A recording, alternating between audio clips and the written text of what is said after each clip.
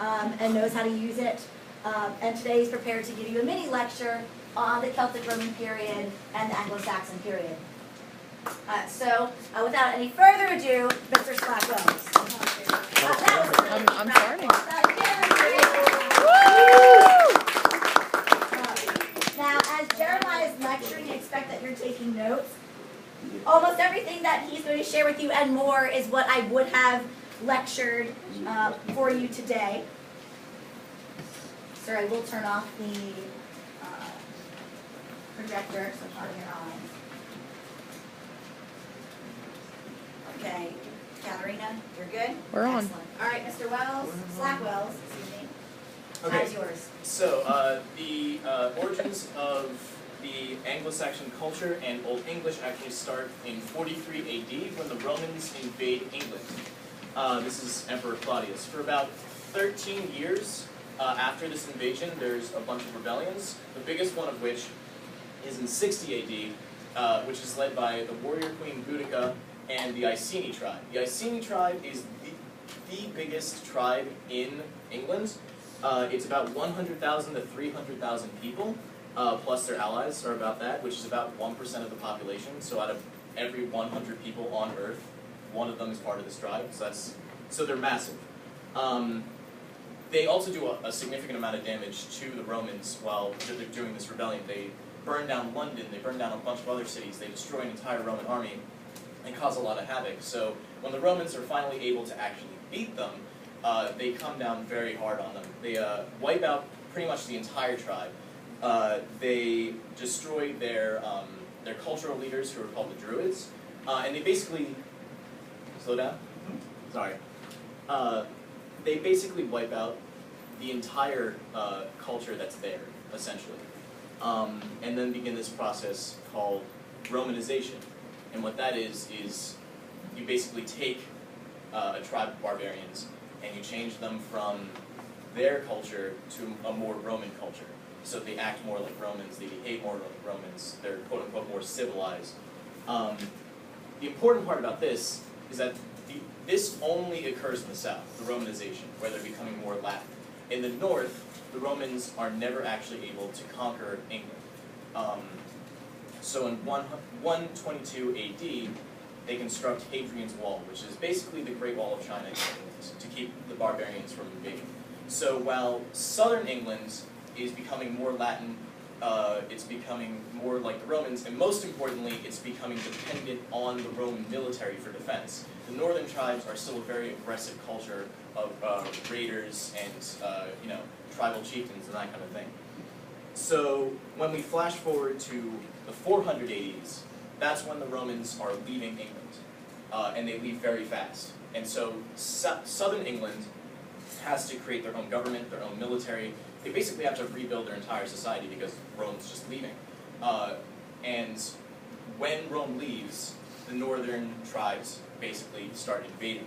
And since they have no military, it's very weak, and they pretty much get crushed. So they need to call for help from another tribe that lives in mainland Europe. They're called the Saxons. The Saxons were a Germanic tribe. They lived in Germania, which is now modern-day Germany. But they've been displaced because of flooding from their homes, so they needed a new place to live, and England needed new soldiers. So it was a symbiotic relationship there.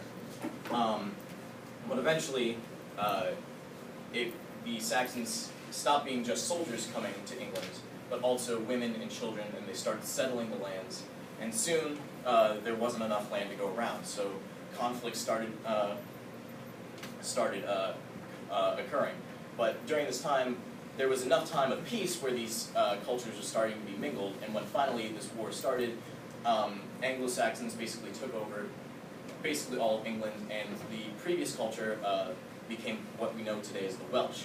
But enough of the culture had already been mixed that this Old English was starting to be developed. And the reason why it looks German and kind of Latin and that other stuff is because it's a mix of the Germanic tribes of the Saxons and the Latin kind of roots for the Anglos.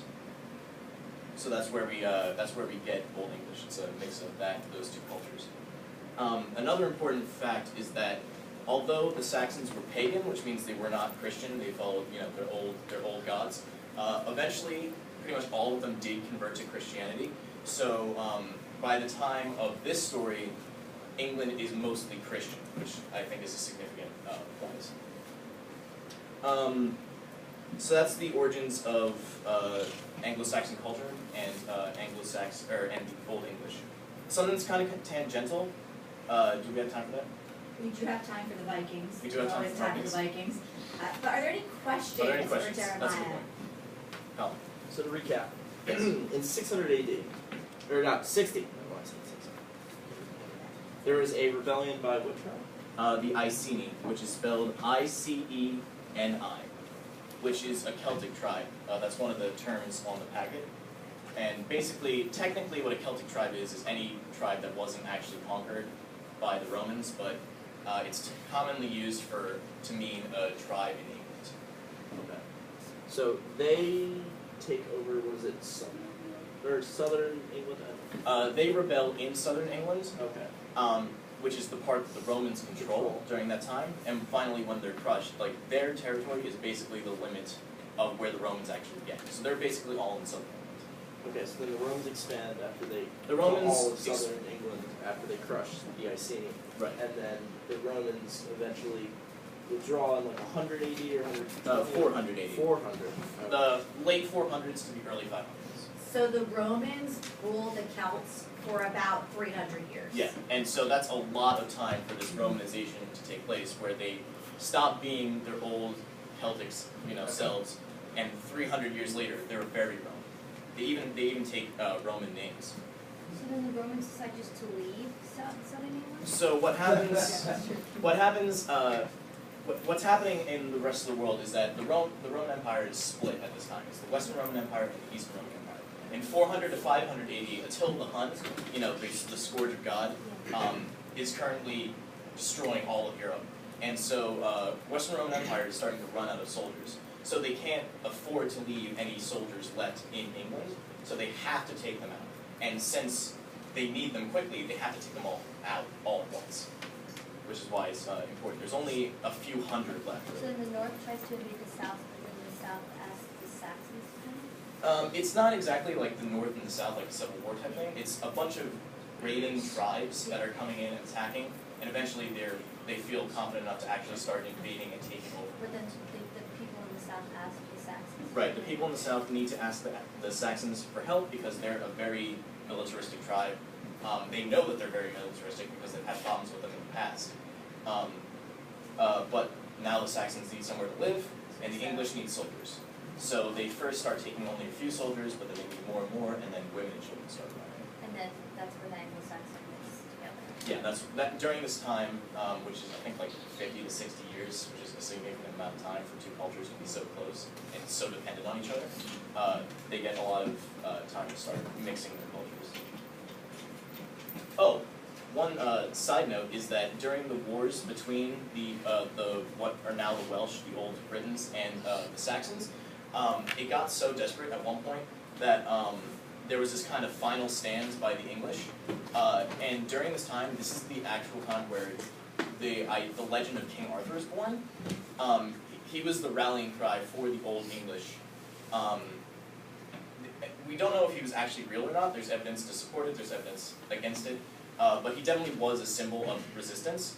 And around his banner, the English were able to defend this one castle. I forget the name of it. It was this huge battle, and just by the skin of their teeth, they were able to survive. So that's the time where King Arthur is being born. So just an interesting side fact. And then what do the Vikings have to do with this? What do the Vikings have to do with this? Well, skip forward another 100 to 200 years, and the Roman Empire has collapsed. The Western Roman Empire has collapsed, which is the big one. And Where are they located at this time? where? Who? Like the Roman, like the Western Roman. The Western Roman Empire is like this Italy part. Okay. They're back on the continent. Yeah, they're. Because if you think about Because I feel like the they're all over British the place, Isles, that's the land. like, this is a piece of land that is really unattractive. It's just land to have, Yeah. right? It's And it's a cold, significant distance away. it's cold, it's rainy, it's far away. What can you grow there? they're still asking that question, And right? they have bigger fish to fry at home. Exactly. They have to deal with the Vandals and the Goths and all these other tribes that are attacking Rome itself, like the city of Rome. So. I was going to try to make a fish and chips joke. Out of Yeah, it. I saw that Right? coming. Well, it was still Yep. there, but it wasn't because we're talking about the Romans. But, so, this Saw that from a mile away. Vikings tangent is a tangent, because it's not essential for understanding the story, but it certainly is part of this history. So Jeremiah, you may have your Vikings tangent. And it is a significant part of this history, although it is tangential. Basically what's happening at this time is that Vikings are coming from Scandinavia, and they're starting to raid a bunch of different countries. Basically anywhere in Europe, because their longboats have a very shallow draft, which means they're able to sail up any river in Europe, essentially. So you don't have to be on the coast of France to be attacked by Vikings. You can be in the heart of Germany and you can be attacked. So these guys are absolutely terrifying. Another reason why they're considered absolutely terrifying is because they attack monasteries. And the reason they attack monasteries is, one, because they're extremely rich, and two, because they're defenseless, because they're monks. So these Vikings have this terrible reputation, and that's important because at the time, England has essentially become Christian. So they're actually a pretty big target because, one, they're right next to Scandinavia. Two, they're all Christian, which means they have plenty of monasteries. And three, it's really easy to invade them because of these longboats. So because of that, the Scandinavians and the Vikings specifically had this very bad reputation during the time that this book is written. And they're actually they're not just normal raiding parties. Like these guys in 1066, when we learned like the Battle of Hastings, a battle that occurred like 3 or 4 days behind that was an actual invasion, Viking invasion of England. Like they were going to take it over once and for all. So these guys were extremely powerful during the time that this book was written.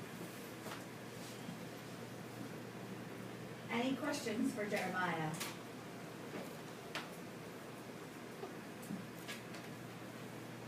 Thank you. Jeremiah, what brought you to your study and interest of the Celts, Romans, Anglo-Saxon primary history? Well, funnily enough, it's actually a bit of a tangent how I got onto it.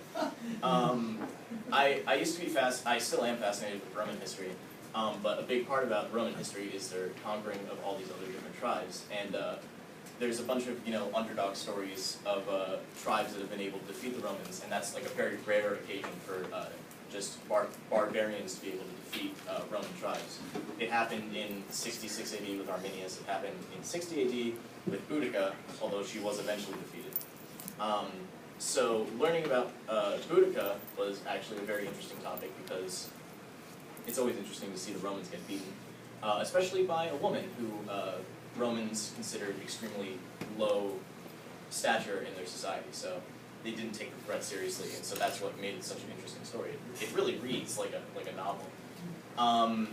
And then once you have the Celts, that kind of leads you on to what happens next with Hadrian's Wall, and then eventually the Saxons. So that's how I started learning about the Saxons. Boudica and the Iceni got me interested in barbarians, is what the Romans called them. So, eventually, if you're going to talk about barbarians, you have to talk about the Saxons eventually. So that's how I started learning about them as well. There's a lot of talking about barbarians. I really do. They're so interesting.